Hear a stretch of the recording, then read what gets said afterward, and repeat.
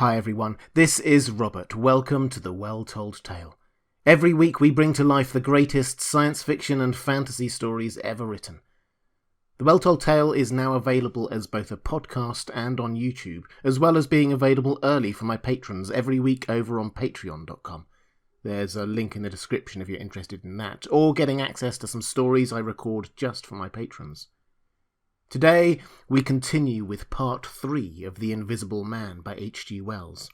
Our protagonist has been revealed for what he is, and only just managed to escape the village of Iping where he had been hiding out. He has had to shed all his clothes and leave behind all his scientific books, notes and equipment, but he is not going to be defeated that easily. He desperately wants to find a way to become normal again. So he enlists the help of Thomas Marvel, a homeless man, to salvage what he can. Marvel does what he's told, but now we'll hear the story of what happened from the perspective of the people of Iping itself. So pull up a chair, relax, and enjoy Part 3 of The Invisible Man by H.G. Wells. Chapter 11. In the Coach and Horses. Now, in order to clearly understand what had happened in the inn, it is necessary to go back to the moment when Mr. Marvel first came into view of Mr. Huxter's window. At that precise moment, Mr. Cuss and Mr. Bunting were in the parlour. They were seriously investigating the strange occurrences of the morning, and were, with Mr. Hall's permission, making a thorough examination of the Invisible Man's belongings. Jaffers had partially recovered from his fall and gone home in the charge of his sympathetic friends. The stranger's scattered garments had been removed by Mrs. Hall and the room tidied up. And on the table under the window where the stranger had been wont to work, Cuss had hit almost at once on 3 big books in manuscript, labelled Diary. "Diary," said Cuss, putting the 3 books on the table. "Now, at any rate, we shall learn something." The vicar stood with his hands on the table. "Diary," repeated Cuss, sitting down, putting 2 volumes to support the 3rd, and opening it. No name on the flyleaf. Bother. Cipher! And figures. The vicar came round to look over his shoulder. Cuss turned the pages over with a face suddenly disappointed. Dear me, it's all cipher, Bunting." "There are no diagrams?" asked Mr. Bunting. "No illustrations throwing light?" "See for yourself," said Mr. Cuss. "Some of it's mathematical, and some of it's Russian or some such language, to judge by the letters, and some of it's Greek. Now, the Greek I thought you—" "Of course," said Bunting, taking out and wiping his spectacles and feeling suddenly very uncomfortable, for he had no Greek left in his mind worth talking about. "Yes, the Greek, of course, may furnish a clue. I'll find you a place." "I'd rather glance through the volumes first," said Mr. Bunting, still wiping. "A general impression first, Cuss, and then, we can go looking for clues." He coughed, put on his glasses, arranged them fastidiously, coughed again, and wished something would happen to avert the seemingly inevitable exposure. Then he took the volume Cuss handed him in a leisurely manner, and then something did happen. The door opened suddenly. Both gentlemen started violently, looked round, and were relieved to see a sporadically rosy face beneath a furry silk hat. "Tap?" asked the face, and stood staring. "No," said both gentlemen at once. "Over the other side, my man," said Mr. Bunting, and "Please shut that door," said Mr. Cuss irritably. "All right," said the intruder, as it seemed, in a low voice, curiously different from the huskiness of its first inquiry. "Right you are," said the intruder in the former voice. "Stand clear," and he vanished and closed the door. "A sailor, I should judge," said Mr. Bunting. "Amusing fellows they are. Stand clear, indeed. A nautical term, referring to his getting back out of the room, I suppose." "I dare say so," said Cuss. "My nerves are all loose today. It made me jump, the door opening like that." Mr. Bunting smiled as if he had not jumped.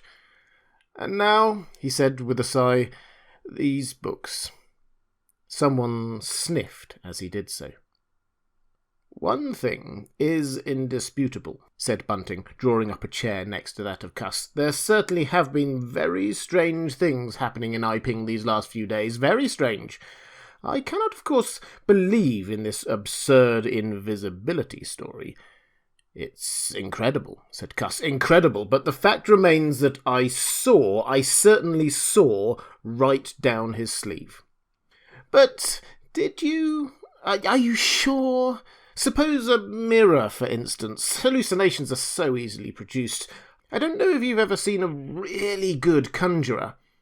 I won't argue again, said Cuss. We've thrashed that out, Bunting, and just now there's these books. Here's some of what I take to be Greek letters, certainly. He pointed to the middle of the page. Mr. Bunting flushed slightly and brought his face nearer, apparently finding some difficulty with his glasses. Suddenly he became aware of a strange feeling at the nape of his neck. He tried to raise his head and encountered an immovable resistance. The feeling was a curious pressing, the grip of a heavy, firm hand, and it bore his chin irresistibly to the table. "Don't move, little men," whispered a voice, "or I'll brain you both." He looked into the face of Cuss, close to his own, and each saw a horrified reflection of his own sickly astonishment. "I'm sorry to handle you so roughly," said the voice, "but it's unavoidable." "Since when did you learn to pry into an investigator's private memoranda?" said the voice, and two chins struck the table simultaneously, and two sets of teeth rattled. "Since when did you learn to invade the private rooms of a man in misfortune?" And the concussion was repeated. "Where have they put my clothes?" "Listen," said the voice. "The windows are fastened and I've taken the key out of the door. I am a fairly strong man and I have a poker handy. Besides being invisible, there's not the slightest doubt that I could kill you both and get away quite easily if I wanted to. Do you understand?" "Very well. If I let you go, will you promise not to try any nonsense and do what I tell you?" The vicar and the doctor looked at one another, and the doctor pulled a face. "Yes," said Mr. Bunting, and the doctor repeated it. Then the pressure on the necks relaxed, and the doctor and the vicar sat up, both very red in the face and wriggling their heads. "Please keep sitting where you are," said the invisible man. "Here's the poker, you see." "When I came into this room," continued the invisible man, after presenting the poker to the tip of the nose of each of his visitors, "I did not expect to find it occupied, and I expected to find, in addition to my books of memoranda, an outfit of clothing. Where is it? No, don't rise. I can see it's gone. Now, just at present, though the days are quite warm enough for an invisible man to run about stark, the evenings are quite chilly. I want clothing and other accommodation, and I must have those 3 books. Chapter 12. The Invisible Man Loses His Temper. It is unavoidable at this point that the narrative should break off again, for a certain very painful reason that will presently be apparent. While these things were going on in the parlour, and while Mr. Huxter was watching Mr. Marvel smoking his pipe against the gate, not a dozen yards away were Mr. Hall and Teddy Henfrey discussing in a state of cloudy puzzlement the one Iping topic. Suddenly there came a violent thud against the door of the parlour, a sharp cry, and then silence. "Hello," said Teddy Henfrey. Mr. Hall took things in slowly but surely. "That ain't right," he said, and came round from behind the bar towards the parlour door. He and Teddy approached the door together with intent faces. "Summat wrong," said Hall, and Henfrey nodded agreement. Whiffs of an unpleasant chemical odour met them, and there was a muffled sound of conversation, very rapid and subdued. "You all right there?" asked Hall, rapping. The muttered conversation ceased abruptly. For a moment, silence, then the conversation was resumed in hissed whispers, then a sharp cry of, "No, no you don't!" Then came a sudden motion and the oversetting of a chair, a brief struggle. Silence again. "What the deuce?" exclaimed Henfrey, sotto voice. "You all right there?" asked Mr. Hall sharply again. The vicar's voice answered with a curious jerking intonation. "Quite right. Please don't interrupt." "Odd," said Mr. Henfrey. "Odd," said Mr. Hall. "Says, don't interrupt," said Henfrey. "I heard 'n," said Hall. "And a sniff," said Henfrey. They remained listening. The conversation was rapid and subdued. I can't," said Mr. Bunting, his voice rising. "I tell you, sir, I will not." "What was that?" asked Henfrey. "Says he will not," says Hall. "Weren't speaking to us, was he?" "Disgraceful," said Mr. Bunting within. "Disgraceful?" said Mr. Henfrey. "I heard it, distinct." "Who's that speaking now?" asked Henfrey. "Mr. Cuss, I suppose," said Hall. "Can you hear anything?" Silence. The sounds within indistinct and perplexing. "Sounds like throwing the tablecloth about," said Hall. Mrs. Hall appeared behind the bar. Hall made gestures of silence and invitation. This aroused Mrs. Hall's wifely opposition. "What are you listening there for, Hall?" she asked. "Ain't you nothing better to do, busy day like this?" Hall tried to convey everything by grimaces and dumb show, but Mrs. Hall was obdurate. She raised her voice, so Hall and Henfrey, rather crestfallen, tiptoed back to the bar, gesticulating to explain to her. At first she refused to see anything in what they had heard at all. Then she insisted on Hall keeping silence, while Henfrey told her his story. She was inclined to think the whole business nonsense. Perhaps they were just moving the furniture about. "I heard un say disgraceful, that I did," said Hall. "I heard un that, Mrs. Hall," said Henfrey. "Like as not," began Mrs. Hall. "Shh!" said Mr. Teddy Henfrey. "Didn't I hear the window?" "What window?" asked Mrs. Hall. "Parlour window," said Henfrey. Everyone stood listening intently. Mrs. Hall's eyes, directed straight before her, saw without seeing the brilliant oblong of the inn door, the road white and vivid, and Huxter's shop front blistering in the June sun. Abruptly, Huxter's door opened and Huxter appeared, eyes staring with excitement, arms gesticulating. "Yap!" cried Huxter. "Stop! Thief!" And he ran obliquely across the oblong towards the yard gates and vanished. Simultaneously came a tumult from the parlour and a sound of windows being closed. Hall, Henfrey, and the human contents of the tap rushed out at once, pell-mell, into the street. They saw someone whisk round the corner towards the road, and Mr. Huxter executed a complicated leap in the air that ended on his face and shoulder. Down the street, people were standing astonished or running towards them. Mr. Huxter was stunned. Henfrey stopped to discover this, but Hall and the two labourers from the tap rushed at once to the corner, shouting incoherent things, and saw Mr. Marvel vanishing by the corner of the church wall. They appeared to have jumped to the impossible conclusion that this was the invisible man suddenly become visible, and set off at once along the lane in pursuit.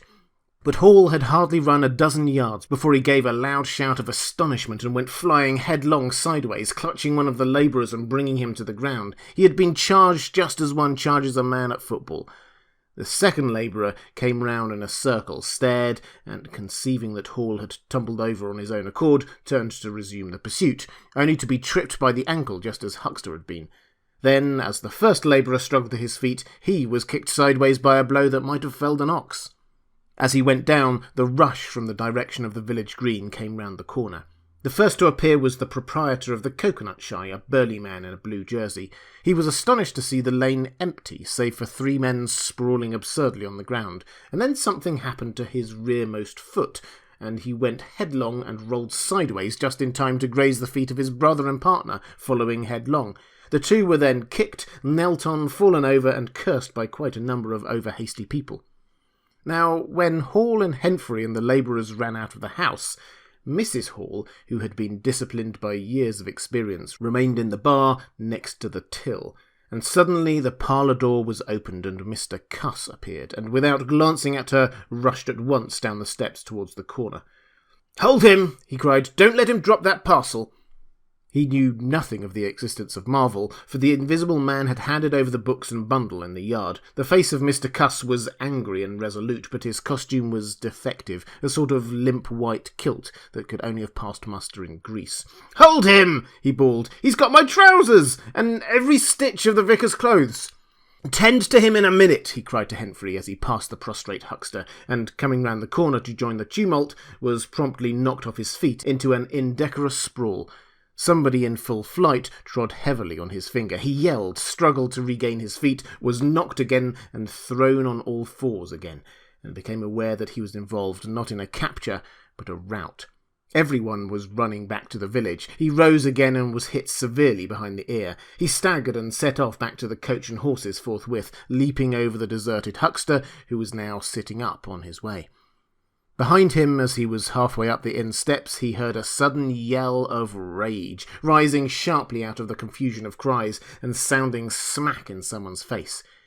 He recognised the voice as that of the Invisible Man, and the note was that of a man suddenly infuriated by a painful blow. In another moment, Mr. Cuss was back in the parlour. "He's coming back, Bunting," he said, rushing in. "Save yourself!"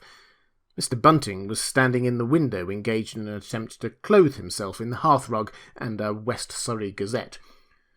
"Who's coming?" he said, so startled that his costume narrowly escaped disintegration. "Invisible Man," said Cuss, and rushed on to the window. "We'd better clear out from here. He's fighting mad! Mad!" In another moment, he was out in the yard. "Good heavens!" said Mr. Bunting, hesitating between two horrible alternatives. He heard a frightful struggle in the passage of the inn, and his decision was made. He clambered out of the window, adjusted his costume hastily, and fled up the village as fast as his fat little legs would carry him. From the moment when the Invisible Man screamed with rage and Mr. Bunting made his memorable flight up the village, it became impossible to give a consecutive account of affairs in Iping. Perhaps the Invisible Man's original intention was simply to cover Marvel's retreat with the clothes and books, but his temper, at no time very good, seems to have gone completely at some chance blow, and forthwith he set to smiting and overthrowing for the mere satisfaction of hurting. You must figure the street full of running figures, of doors slamming and fights for hiding places. You must figure the tumult suddenly striking on the unstable equilibrium of old Fletcher's planks and two chairs, with cataclysmic results. You must figure an appalled couple caught dismally on a swing. And then the whole tumultuous rush has passed, and the Iping street with its gourds and flags is deserted, save for the still raging unseen, and littered with coconuts, overthrown canvas screens, and the scattered stock in trade of a sweetstuff stall. Everywhere there is a sound of closing shutters and shoving bolts, and the only visible humanity is an occasional flitting eye under a raised eyebrow in the corner of a window pane. The Invisible Man amused himself for a little while by breaking all the windows in the coach and horses, and then he thrust a street lamp through the parlour window of Mrs. Gribble. He, it must have been, who cut the telegraph wire to Adderdean just beyond Higgins' cottage on the Adderdean road, and after that, as his peculiar qualities allowed, he passed out of human perceptions altogether, and he was neither seen, heard, nor felt in Iping any more. He vanished absolutely. But it was the best part of 2 hours before any human being ventured out again into the desolation of Iping Street. Chapter 13. Mr. Marvel discusses his resignation.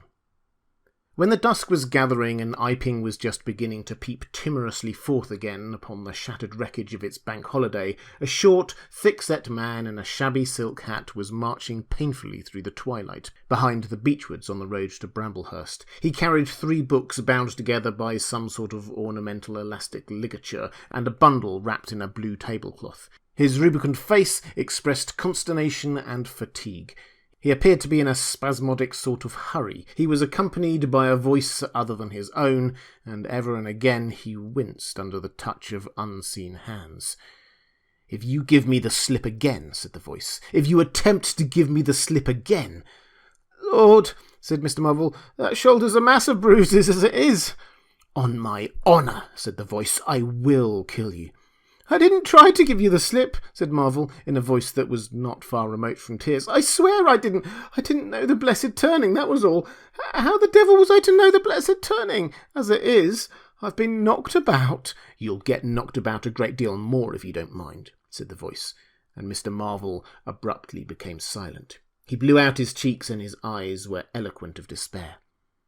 "It's bad enough to let those floundering yokels explode my little secret without your cutting off with my books. It's lucky for some of them they cut and ran when they did. Here am I, no one knew I was invisible, and now what am I to do?" "What am I to do?" asked Marvel, sotto voice. It's all about. It will be in the papers. Everybody will be looking for me. Everyone on their guard." The voice broke off into vivid curses and ceased. The despair of Mr. Marvel's face deepened and his pace slackened. "Go on," said the voice. Mr. Marvel's face assumed a greyish tint between the ruddier patches. "Don't drop those books, stupid," said the voice sharply, overtaking him. "The fact is," said the voice, "I shall have to make use of you. You're a poor tool, but I must." "I'm a miserable tool," said Marvel. "You are," said the voice. "I'm the worst possible tool you could have," said Marvel. "I'm not strong," he said after a discouraging silence. "I'm not over-strong," he repeated. "No? And my heart's weak. That little business, I pulled it through, of course, but bless you, I could have dropped." "Well?" "I haven't the nerve and strength for this sort of thing you want." "I'll stimulate you." "I wish you wouldn't. I wouldn't like to mess up your plans, but I might, out of sheer funk and misery." "You'd better not," said the voice with quiet emphasis. "I wish I was dead," said Marvel. "It ain't justice," he said. "You must admit, it seems to me, of a perfect right—" "Get on," said the voice. Mr. Marvel mended his pace, and for a time they went in silence again. "It's devilish hard," said Mr. Marvel. This was quite ineffectual. He tried another tack. "What do I make by it?" he began again in a tone of unendurable wrong. "Oh, shut up," said the voice with sudden amazing vigour. "I'll see to you all right. You do what you're told, you'll do it all right. You're a fool and all that, but you'll do. I tell you, sir, I'm not the man for it. Respectfully, but it is so." "If you don't shut up, I shall twist your wrist again," said the invisible man. "I want to think." Presently 2 oblongs of yellow light appeared through the trees, and the square tower of a church looming through the gloaming. "I shall keep my hand on your shoulder," said the voice, "all through the village. Go straight through and try no foolery. It will be the worse for you if you do." "I know that," sighed Mr. Marvel. "I know all that." The unhappy-looking figure in the obsolete silk hat passed up the street of the little village with his burdens and vanished into the gathering darkness beyond the lights of the windows. Chapter 14. At Port Stowe.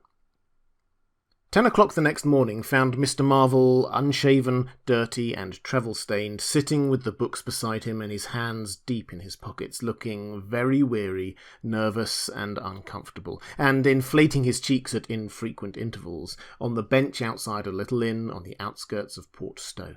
Beside him were the books, but now they were tied with string. The bundle had been abandoned in the pine woods beyond Bramblehurst, in accordance with the change of the plans of the Invisible Man. Mr. Marvel sat on the bench, and although no one took the slightest notice of him, his agitation remained at fever heat. His hands would go ever and again to his various pockets with a curious, nervous fumbling.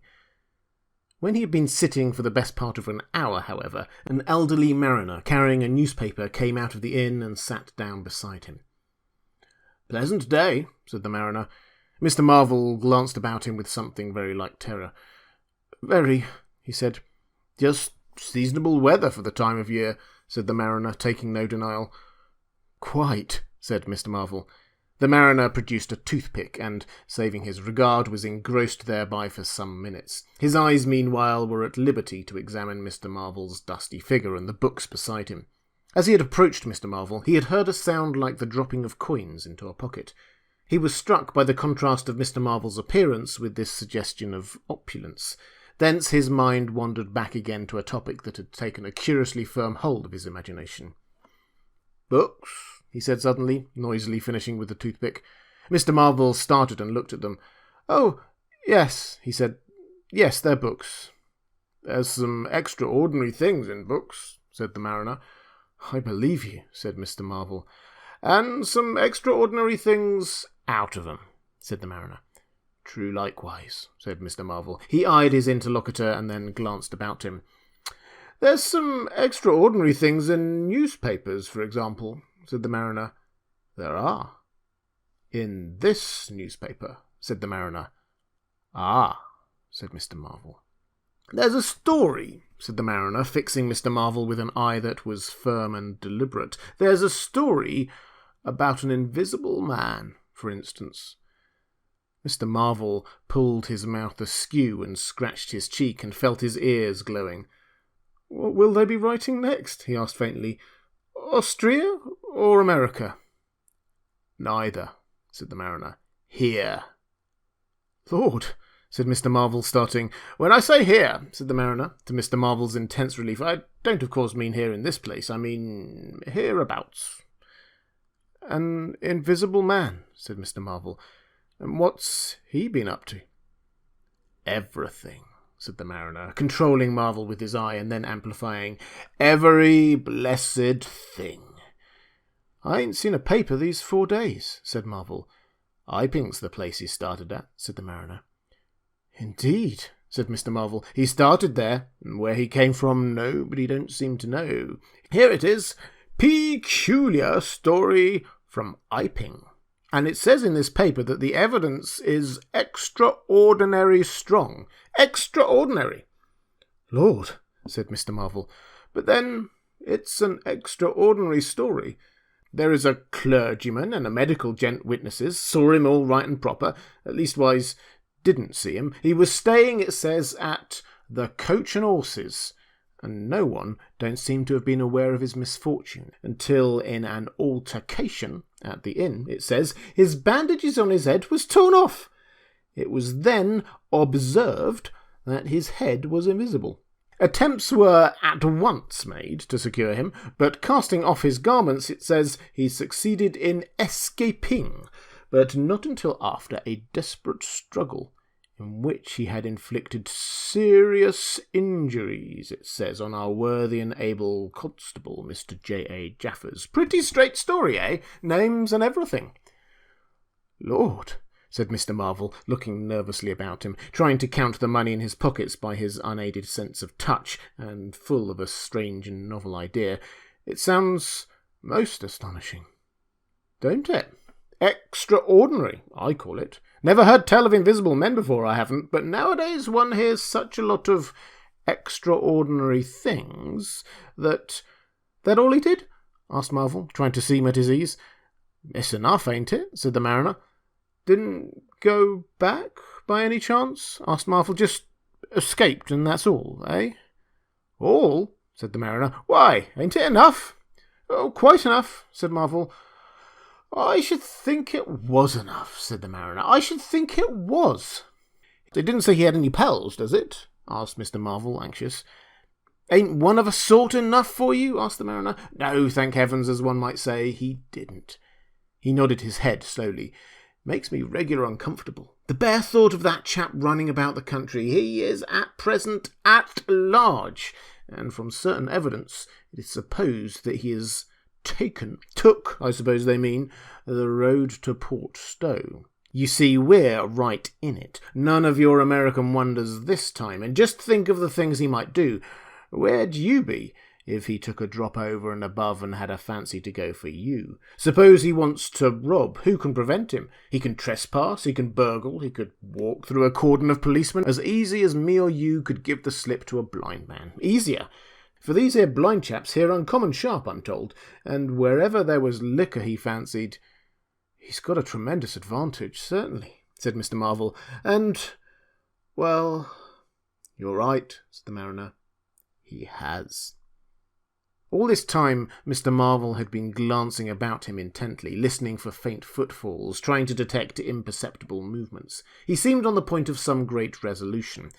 He coughed behind his hand. He looked about him again, listened, bent towards the mariner, and lowered his face.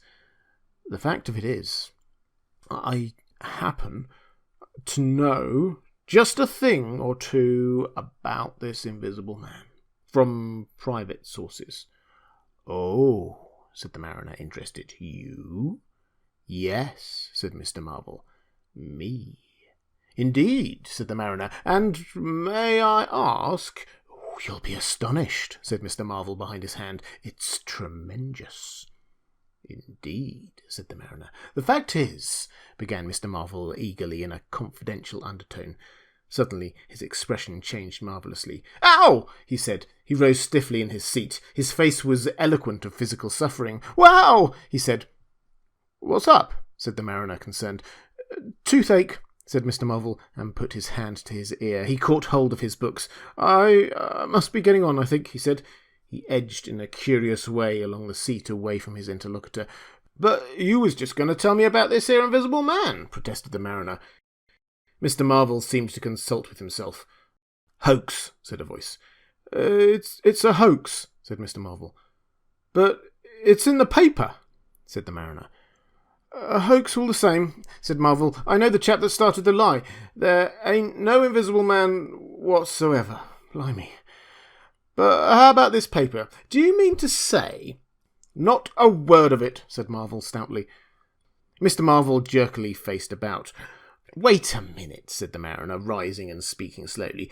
"Do you mean to say—" "I do," said Mr. Marvel.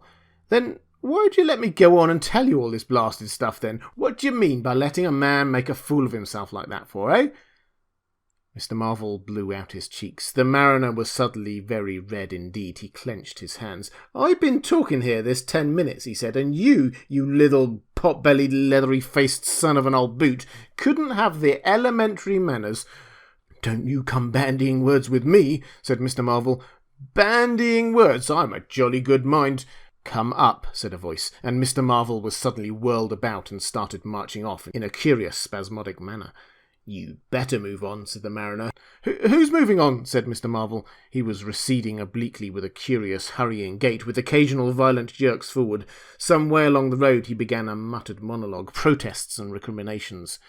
"Silly devil," said the mariner, legs wide apart, elbows akimbo, watching the receding figure. "I'll show you, you silly ass. Hoaxing me. It's here, on the paper." Mr. Marvel retorted incoherently and, receding, was hidden by a bend in the road, but the mariner still stood magnificent in the midst of the way until the approach of a butcher's cart dislodged him. Then he turned himself towards Port Stowe. "Full of extraordinary asses," he said softly to himself, "just to take me down a bit. That was his silly game. It's on the paper." And there was another extraordinary thing he was presently to hear that had happened quite close to him, and that was a vision of a fistful of money, no less, travelling without visible agency along by the wall at the corner of St. Michael's Lane. A brother mariner had seen this wonderful sight that very morning. He had snatched at the money forthwith and had been knocked headlong, and when he had got to his feet the butterfly money had vanished. Our mariner was in the mood to believe anything, he declared, but that was a bit too stiff. Afterwards, however, he began to think things over. The story of the flying money was true, and all about that neighbourhood, even from the august London and Country Banking Company, from the tills of shops and inns, doors standing that sunny weather entirely open, money had been quietly and dexterously making off that day in handfuls and rouleaux, floating quietly along by walls and shady places, dodging quickly from the approaching eyes of men, and it had, though no man had traced it, invariably ended its mysterious flight in the pocket of that agitated gentleman in the obsolete silk hat, sitting outside the little inn on the outskirts of Port Stowe. It was 10 days after, and indeed only when the Burdock story was already old, that the mariner collated these facts and began to understand how near he had been to the wonderful invisible man. Chapter 15. The Man Who Was Running. In the early evening time, Dr. Kemp was sitting in his study in the belvedere on the hill overlooking Burdock. It was a pleasant little room with 3 windows, north, west and south, and bookshelves covered with books and scientific publications, and a broad writing table, and under the north window a microscope, glass slips, minute instruments, some cultures, and scattered bottles of Regents. Dr. Kemp's solar lamp was lit, albeit the sky was still bright with the sunset light, and his blinds were up because there was no offence of peering outsiders to require them pulled down. Dr. Kemp was a tall and slender young man, with flaxen hair and a moustache almost white, and the work he was upon would earn him, he hoped, the fellowship of the Royal Society, so highly did he think of it. And his eye, presently wandering from his work, caught the sunset blazing at the back of the hill that is over against his own. For a minute, perhaps, he sat, pen in hand, admiring the rich golden colour above the crest, and then his attention was attracted by the little figure of a man, inky black, running over the hill brow towards him. He was a shortish little man, and he wore a high hat, and he was running so fast that his legs verily twinkled. "Another one of those fools," said Dr. Kemp, "like that ass who ran into me this morning round a corner with the 'Visible Man a-coming, sir.' I can't imagine what possesses these people. One might think we were in the 13th century. He got up, went to the window, and stared at the dusky hillside and the dark little figure tearing down it. "He seems in a confounded hurry," said Dr. Kemp, "but he doesn't seem to be getting on. If his pockets were full of lead, he couldn't run heavier." In another moment, the higher of the villas that had clambered up the hill from Burdock had occulted the running figure. He was visible again for a moment, and then again, 3 times between the 3 detached houses that came next, and then the terrace hid him. "Asses," said Dr. Kemp, swinging round on his heel and walking back to his writing table. But those who saw the fugitive nearer and perceived the abject terror on his perspiring face, being themselves in the open roadway, did not share in the doctor's contempt. By the man pounded, and as he ran he chinked like a well-filled purse that is tossed to and fro. He looked neither to the right nor the left, but his dilated eyes stared straight downhill to where the lamps were being lit, and the people were crowded in the street. And his ill-shaped mouth fell apart, and the glary foam lay on his lips, and his breath came hoarse and noisy. All he passed stopped and began staring up the road and down and interrogating one another with an inkling of discomfort for the reason of his haste. And then, presently, far up the hill, a dog playing in the road yelped and ran under a gate, and as they still wondered, something, a wind, a pad-pad-pad, a sound like a panting breathing rushed by. People screamed. People sprang off the pavement. It passed in shouts. It passed by instinct down the hill. They were shouting in the street before Marvel was halfway there. They were bolting into houses and slamming the doors behind them with the news. He heard it and made one last desperate spurt. Fear came striding by, rushed ahead of him, and in a moment had seized the town. "The Invisible Man is coming! The Invisible Man!"